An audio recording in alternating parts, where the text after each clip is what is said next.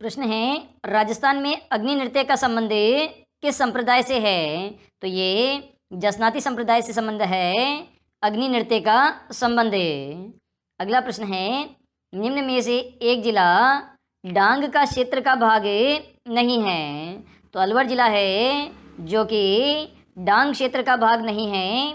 इसके अलावा धौलपुर, करौली और सवाई माधोपुर, ये तीनों ही जिले डांग क्षेत्र के भाग है। अगला प्रश्न है, घरेलू हिंसा में महिला संरक्षण अधिनियम 2005 पूरे देश में किस स्थिति से प्रभावी किया गया था? तो ये 26 अक्टूबर 2006 ईस्वी को लागू किया गया था। अगला प्रश्न है, मारवाड़ के राठौड़ वंश का संस्थापक था।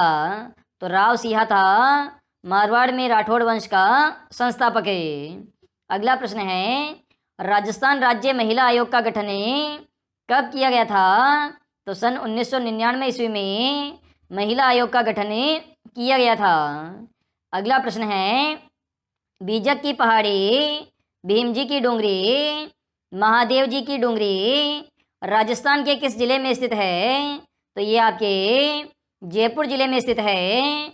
बीजक की पहाड़ी, भीम जी की डूंगरी और महादेव जी की डूंगरी।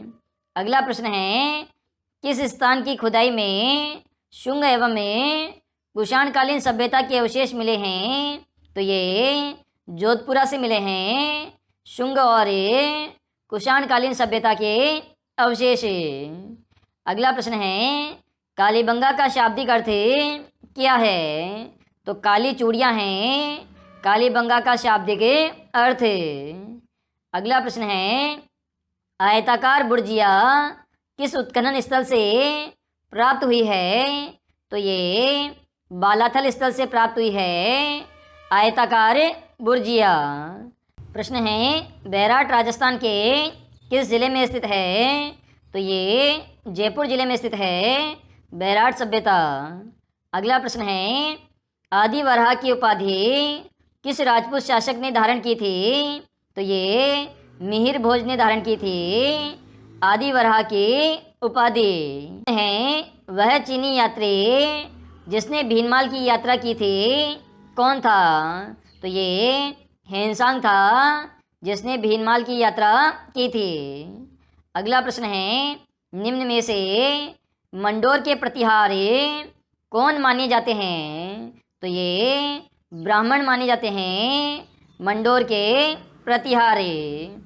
अगला प्रश्न है, देवयानी तीर्थ स्थल स्थित है? तो ये सांबर झील के पास स्थित है देवयानी तीर्थ स्थल, जिसे तीर्थों की नानी भी कहते हैं। राजा नागभट्ट प्रथम का राजवंश कौन सा है? तो गुर्जर प्रतिहार राजवंश है नागभट्ट प्रथम का। अगला प्रश्न है, किस प्रतिहार राजा के काल में प्रसिद्ध ग्वालियर प्रशस्ति की रचना की गई थी? तो राजा भोज प्रथम के समय की गई थी ग्वालियर प्रशस्ति की रचना। अगला प्रश्न है, महामारु शैली का प्रचलन किसके शासनकाल में हुआ था? तो ये गुर्जर प्रतिहार के शासनकाल में हुआ था महामारु शैली का प्रचलन। अगला प्रश्न है, 6ठी शताब्दी के द्वितीय चरण में पश्चिमी राजस्थान का क्षेत्र कहलाता था। तो इसे गुजरातरा कहते थे पश्चिमी राजस्थान के क्षेत्र को। अगला प्रश्न है, नागभट्ट प्रथम प्रतिहार के दादा का क्या नाम था? तो रज्जिल था नागभट्ट प्रथम प्रतिहार के दादा का नाम है। अगला प्रश्न है, नागभट्ट द्वितीय ने मुसलमानों को पराजित किया, इसकी जानकारी कहाँ से मिलती है? तो ग्वालियर अभिलेख से इसकी जानकारी मिलती है कि नागभट्ट द्वितीय ने मुसलमानों को पराजित किया था। अगला प्रश्न है, किस प्रतिहार शासक के समय प्रतिहारों की शक्ति चरम पर थी? तो मिहिर भोज के समय थी प्रतिहारों की शक्ति चरम पर।